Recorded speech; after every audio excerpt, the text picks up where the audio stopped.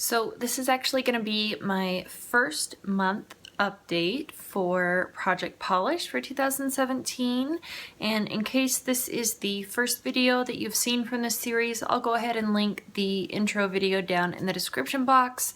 Essentially, I just picked out a handful of polishes at the beginning of the year, and I only use those polishes until they're completely used up, and then as I finish off a polish, I'll add in a replacement polish, and I just keep all of my polishes swatched out here on a little nail wheel so you can, see what the shades look like when they're swatched out and how many coats it takes to build up the opacity. Also, when I finish off one of the polishes, I'll just put a little X at the bottom of the little mark, the polish marks here. So anyway, let me start with the first one that is on the nail wheel. It's this really light kind of pale nude sort of shade, and that one is from Julep. This is one that I like to use for like a DIY French manicure. This one was in the shade Jennifer.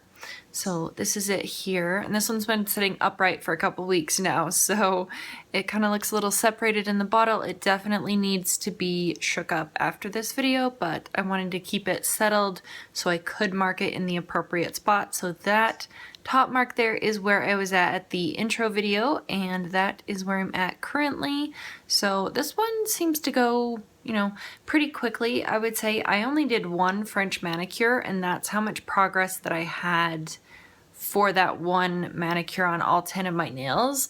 Like I mentioned before, I just used this little guy here. I think this is the one that came from the dollar store. If not, they do have one that is completely identical to this at the dollar store, so it just has the little brush tip on the end. This is the side that I use for painting along the tips of my nails, but it also has, if you pop off the top portion, it has this little point right here, and if you squeeze it, some polish will come out. I don't want to squeeze it because I don't want to get polish everywhere, but this is a really nice item for doing an at-home French manicure, in my opinion. So what I do, I just toss down one coat of Jennifer, let it dry down, use the little striper tool out of this white, and then I put another Julep Jennifer coat over the top, so it's not like a really stark contrast between the two of them, and I think it looked really pretty. I think I actually had this on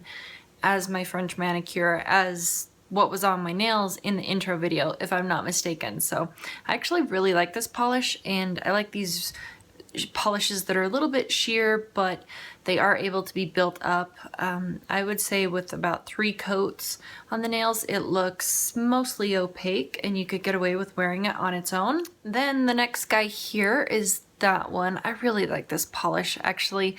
It's a really unique shade, in my opinion, but this is another Julep polish. I got a couple Julep polishes from my mother not too long ago. I had purchased her a subscription, and she just didn't like the way that it felt on her nails. She felt like her nails couldn't breathe. I don't have a problem with the Julep polishes, so different strokes for different folks, I guess, but I really did appreciate her handing these over to me. This one's in Whitney, and at the intro video I was right there, and I'm currently down to there, so not too shabby on this one. This one is super opaque. If you're extremely careful, you can do all of your nails with just one coat and done sort of thing, but sometimes if you wiggle the brush a little bit, or the angle it the wrong way, or just something's not quite right, 2 coats makes everything absolute perfection. But you could get away with doing just 1 coat with Julep's Whitney. I really like this one. The next polish here, I was a little surprised with how much progress that I did have on this one.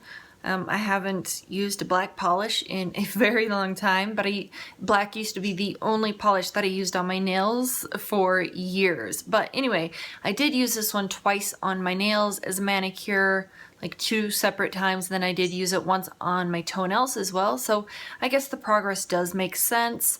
This is the Sally Hansen Hard as Nails Extreme Wear Nail Color in number 370 Blackout, and it's just the black polish from her line. I did use a silver Sharpie to mark on here, so this is where I was at the intro video.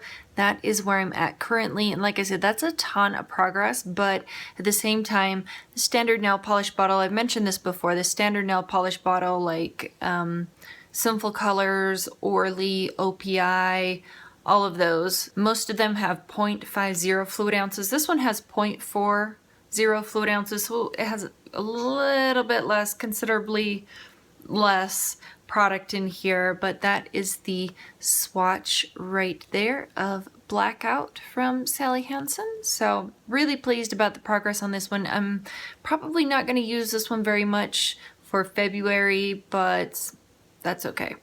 Don't really wear black very much in February, but I do have a pink one in here you can see on my nail swatch, so that'll come in real handy. Next up is this really gorgeous metallic kind of aluminum looking silver shade, and this one is from Orly. I only have 2 Orly polishes. This one is definitely growing on me. I didn't initially love this polish, but that's alright. This one is in the shade Shine, and I was right there at the intro video, and I got down to that point.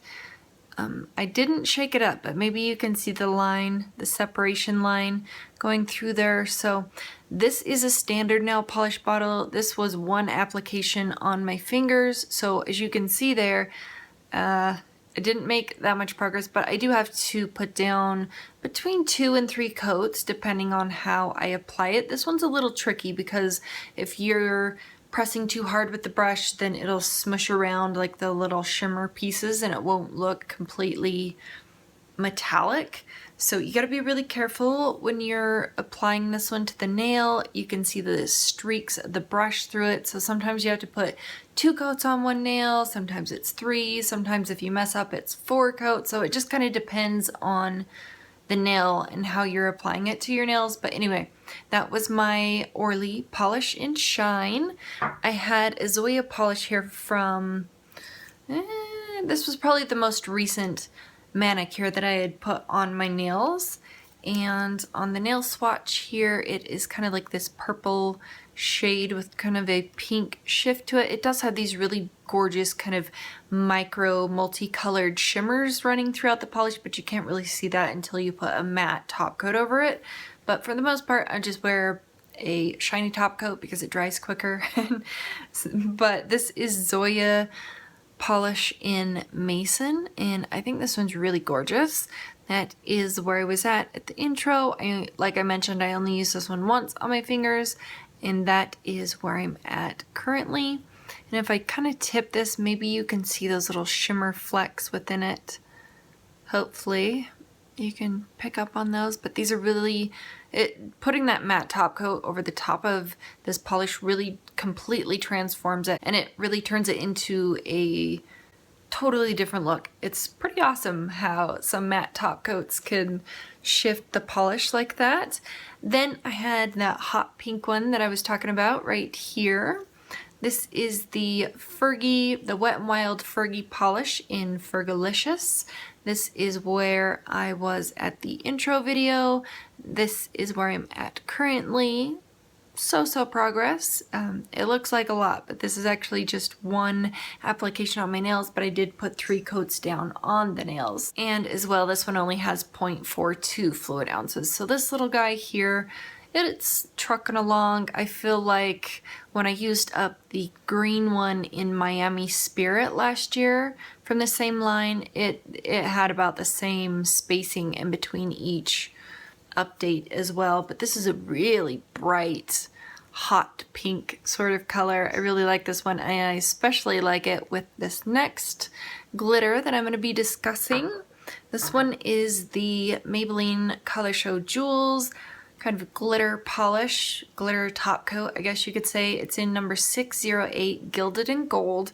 This was crazy progress. I only used this on the tips when I wore it with this polish, and it was crazy progress. I think part of it is just the fact that the liquid in here is getting a little bit thicker. I should probably dump in a little bit of my nail polish thinner. By the way, the nail polish thinner that I use, that I've found to be the best nail polish thinner, I'll link it down in the description box. I'll list it out there. It's from Sally's Beauty. I've tried some of the other ones. They don't really seem to work. The one from Sally's Beauty is under $4 and it is perfection for any color nail polish that I've ever tried. So anyway, I'm probably going to dump a little bit of that into this next time I try and use it, but that is where I was at the intro. That is where I currently am after 1 month. So like I said, insane amount of progress. I think a lot of the glitter pieces are just kind of stuck around the edge though. So as far as like the clear polish inside the bottle, it's all the way down to there. So I was kind of shocked. I do have to kind of layer it up when I put it on my nails, like even doing that thick of glitter on this little nail swatch here, it did take 3 or 4 coats. I can't quite recall, but it did take quite a bit of building up to make it that, it's not even opaque. It just took a lot of building up to make those little flaky gold glitters really stand out like that. So anyway, I'm not adding in any additional polishes this time around. I'm just sticking with the original ones, and hopefully I can have a little bit more progress before the next update. Anyway, that's everything that I had to talk about. Hopefully it was a little short and to the point, but I appreciate you guys watching, and I will see you in the next one. Bye.